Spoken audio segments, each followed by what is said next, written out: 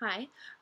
So last time I had a session with my therapist, we talked about something that I think is very important, um, and something that I have been heavily dealing with, and that is complicated people and why they should be cut out of your life. This isn't really a tutorial of how to do so, but it's just speaking from my experience, what I've noticed about how I take care of myself and the people that I allow into my life, and its effect on my health. Um, Perhaps whenever I was stronger mentally and physically, I could deal with complicated people. And by complicated, I don't mean multifaceted. Everyone is multifaceted. I mean the people that cause problems, the people that always have a problem, the people that start off nice and then cause you distress and then you're stuck in it. Um, and also in this video, I'm not particularly talking about familial relationships or romantic relationships that go a little bit deeper. I'm talking more about maybe a professional relationship or an educational relationship or a friendship. Uh, Not to say that those aren't also deep relationships, but maybe a little bit more superficial than family or a lover. My cat's knocking this over. I had told my therapist that I had been cutting people out of my life left and right just at the slightest inconvenience because that's how I viewed it. But when I would go on to explain what these people had done, he would say, they're complicated people. Complicated people aren't something you can deal with right now. Um, and as I just said, maybe whenever I was a little bit stronger, complicated people is a task I could take on. I don't really think I should, and I'm glad that I went through this phase of my life to learn that and learn to stand up for myself and command respect and love myself and take care of myself and really monitor who's allowed to be in my life. Um, but after talking with him about how guilty I felt for cutting off friends, people that I had once been close to, I was absolutely justified in doing so. And mentally, right now, I can't handle complicated people. I'm complicated enough for myself. Um, I'm enough for me to deal with right now, and also health wise, not a lot of people get it, and I just need to, or physical health wise, not a lot of people get it, and I need to look out for myself because you can't heal physically if you aren't healed mentally. And I'm kind of doing both at the same time right now. So maybe this piece of advice can help you. I just started going to therapy again recently. It's been very helpful. Maybe you aren't in therapy and I could share this piece of advice for free 99. Or if you are in therapy and this isn't something you have discussed, you can discuss it with your therapist. I think it's very beneficial to discuss something like this with a therapist rather than a friend because you can get an unbiased third party opinion about decisions that you made and why you should make them or why you should have made them. Um, and it really helped validate that I made the right decision, even though I felt so guilty and bad about ending relationships.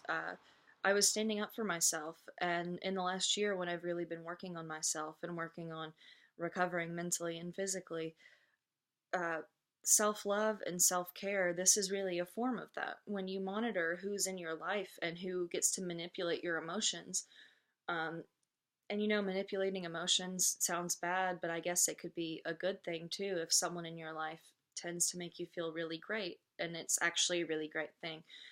But people manipulating your emotions in a bad way when they're supposed to be your friend or your coworker or um, whatever it is, I don't want to say it's easy to cut someone off because it's definitely not ever easy. But once it's done, and I promise, you will feel so much better. Um, I thought I would regret and end up feeling bad about some of the relationships that I terminated, but I really don't. Um, I feel like uh, a lot less confused in my friendships, a lot more steady in myself. I'm getting to a good place mentally again. I'm reaching more of a stability instead of kind of flirting with mania all the time. Stress is one of my big triggers for mania. Um, and it's really helped me a lot. And I've realized that the people that I cut off, I didn't really lose. Um, they never had my best interest at mind anyway. That's what makes them a complicated person, is they're focused on themselves in a selfish way.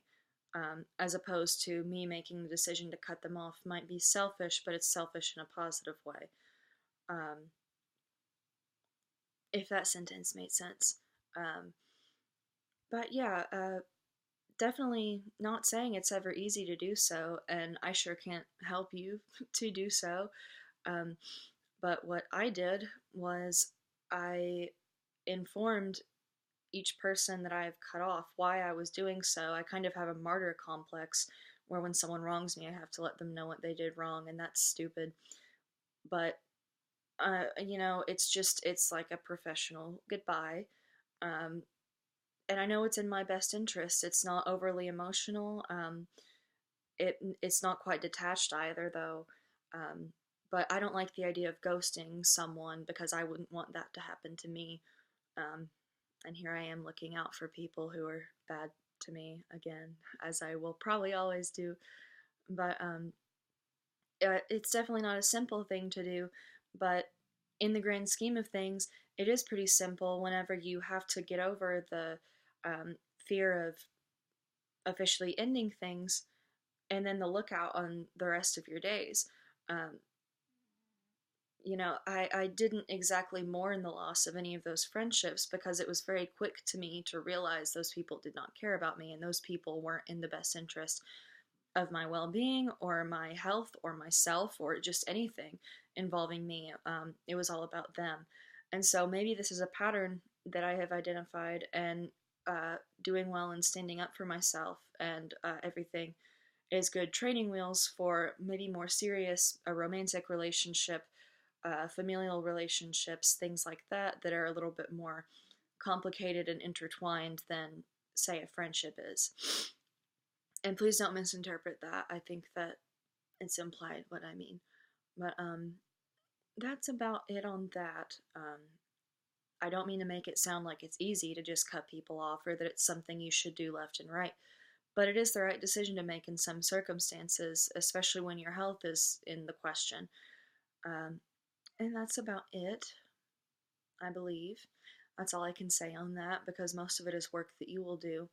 Um, but just a lot of people, myself included, think that ending things with someone won't make it any better or you'll regret it. But in my experience, when you know yourself and you've made an educated decision to do something like end a friendship or end a partnership, um, it's something that can be beneficial. And I trust myself now. I'm learning to trust myself again. Um, kind of listen to my intuition that I'm kind of slowly gaining back. Um, but that's as all these videos are, that's my experience. It's not impossible to do. I know that you can feel trapped in any kind of relationship. There's codependency and things like that. But it really is something that you need to take charge of if you want to get well mentally or physically. You cannot heal physically if you are not well mentally. Um, and I'm just rambling at this point, so I'm going to end the video. Thank you for watching.